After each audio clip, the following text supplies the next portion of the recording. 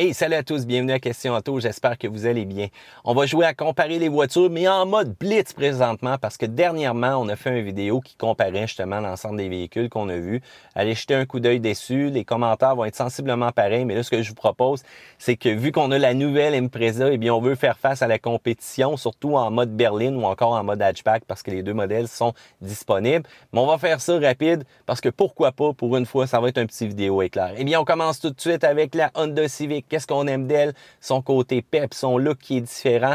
On aime la motorisation turbo, mais qui va devoir faire sa preuve au travers du temps. Ça, je vous le dis tout de suite, dès qu'on ajoute des composantes de suralimentation de turbocompression, on doit attendre de progresser. S'il y aurait un point négatif à lui dire, c'est son fameux système multimédia qui est ordinaire, mais il y a de l'espoir parce que j'ai vu dans la nouvelle Odyssey un nouveau système multimédia de Honda qui est très prometteur de ce côté-là. La Volkswagen Golf, j'aime bien. Cependant, la fiabilité, il faut travailler ça un petit peu, mais quel comportement routier intéressant de ce véhicule-là. Je trouve que ça a du punch aussi, ça se mesure bien à la Impreza hatchback, mais il manque une traction intégrale que celle-ci a présentement. La Mazda 3, je pense que c'est pas mal en tête du peloton quand vient le temps d'avoir du fun de conduire. Le 2.5 est quand même assez énergétique et va être aussi représentatif d'une bonne économie d'essence. Faut dire qu'on a une excellente garantie du côté de Mazda, mais encore une fois, pas de traction intégrale. Subaru mène avec ça. La Chevrolet Cruze, donc, que ce soit en version berline ou hatchback, on a fait du progrès. Présentement, j'en vois pas autant sur les routes que la Impreza. Donc, c'est une bonne question à se poser. Pourquoi? Pourtant, on a fait un travail au niveau du look européen. On a fait un travail au niveau de la suspension. On a fait un travail au niveau de la connectivité. Je pense que c'est quand même un bon petit véhicule. Hyundai Elantra ou encore l'Elantra GT qui est la version hatchback. Donc, Hyundai qui met toujours le paquet côté rapport qualité-prix, c'est bien, une bonne garantie aussi.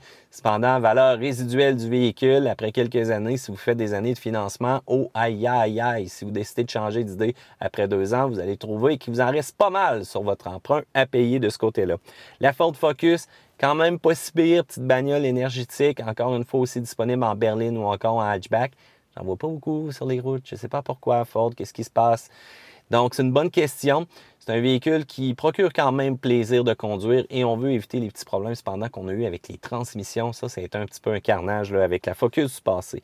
La Vaux Jetta, un petit peu plus grosse cependant, mais haut que de plaisir à conduire. Fiabilité encore une fois qu'il faut travailler.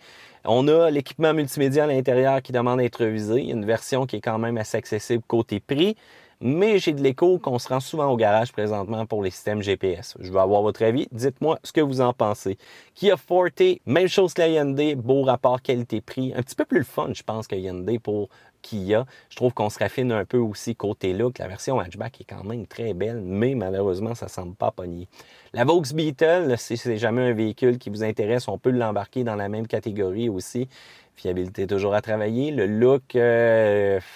peu importe, même mécanique que les autres Volkswagen qu'on a présentement. Plaisir de conduire est là cependant.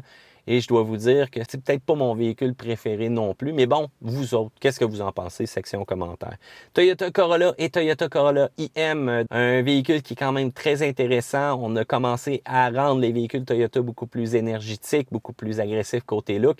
La IM manque un peu de pep, a une belle tenue de route cependant. Pas de traction intégrale encore une fois. On va avoir une belle économie d'essence et il manque quelques équipements de base cependant. La Corolla a tout ça.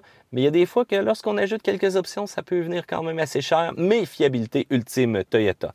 La Mini Cooper est aussi très intéressante. Ça, c'est le plaisir de conduire total. Un petit véhicule qui comporte plein de fun et ça, c'est ce que j'aime bien. Il reste encore une fois la fiabilité à travailler et ça, c'est Protégez-vous et Consumer Report qui le dit, pas juste Matt. La Hyundai Veloster est aussi un véhicule qui attire beaucoup les jeunes. Ça a quand même un look très unique. Un petit côté performant, oui, le meilleur présentement dans le segment, je pense pas nécessairement, mais je dois dire que ça se démarque. Pour ceux-là qui aiment un véhicule unique puis qui a une petite apparence sportive et un petit caractère quand même appréciable, je pense que ça peut valoir la peine de jeter un coup d'œil là-dessus. La Dodge Dart est quand même très ignorée présentement, j'en vois presque jamais sur les routes. C'est présentement pas le point fort de Dodge. Pourtant, on avait quand même un véhicule qui plaisait à l'œil. Je trouve que le style rétro qu'on lui avait ramené avec une tendance moderne, bien ça se démarquait. Cependant, encore une fois, les motorisations, la composante turbo, le système multimédia, par exemple, qui est incroyable, mais on n'a pas réussi à persuader les acheteurs, donc il y a un travail à faire à ce niveau-là. La Nissan Sentra, eh bien, malheureusement, ne sera pas en tête de peloton. Il faut dire que c'est un véhicule qui ne tire pas beaucoup, très efficace côté énergétique cependant. Il faut dire que l'intérieur est extrêmement plastique et je pense que c'est pour ça qu'on perd un peu présentement des points. On est dû pour du raffinement, on est dû pour s'améliorer du côté de Nissan. La dernière, eh bien, c'est la Mitsubishi Lancer. C'est le véhicule qui existe depuis belle lurette. C'est probablement le plus vieux de la gang aussi. Ce véhicule-là a plus d'une décennie de côté âge avant d'avoir un redesign complet. On est dû, ça n'arrivera pas malheureusement. Je pense que Mitsubishi, on va tout simplement tasser ça, mais bon Dieu qu'on a besoin d'un vent de nouveau du côté de ce manufacturier-là. La garantie est bonne, cependant, s'il vous plaît, gardez tous vos papiers, les changements d'huile ou autres, on semble être extrêmement difficile là-dessus. Quand ça vient le temps de faire un remplacement de quoi que ce soit chez Mitsubishi, faites-vous pas avoir là-dessus, gardez vos papiers. J'espère que vous avez aimé ce petit blitz-là de présentation de véhicules. Je vous rappelle que des fois, j'en fais des plus longs, mais bon, si vous avez des questions, c'est section commentaires ci-bas. N'oubliez pas de faire le pouce en l'air sur cette vidéo-là et surtout de vous abonner à Question Auto parce qu'on va avoir une tonne de vidéos pour vous. Et en passant, on se laisse sur notre tableau le véhicule qu'on préfère présentement dans cette classe-là. Jetez un coup d'œil là-dessus, puis si vous n'êtes pas d'accord, comme d'habitude, commentez. Bye!